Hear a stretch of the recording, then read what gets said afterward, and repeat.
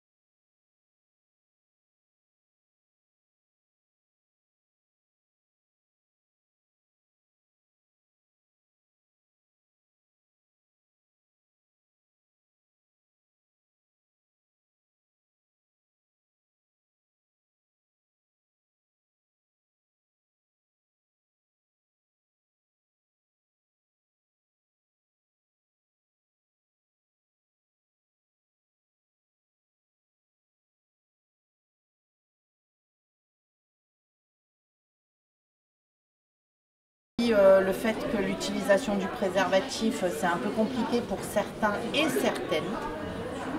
Donc nous, on insiste vraiment qu'il n'y a que ça pour se protéger du VIH quand on n'est pas dans une relation stable, exclusive et qu'on a fait le dépistage avant.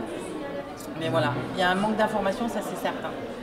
Il y a eu récemment une étude qui... En plus, maintenant, les préservatifs sont gratuits pour les moins de 26 ans en pharmacie. Donc il n'y a plus besoin. Et surtout, il faut que les garçons et les filles aient des préservatifs dans la poche pour, au cas où l'occasion d'un rapport sexuel se présente, on puisse se protéger.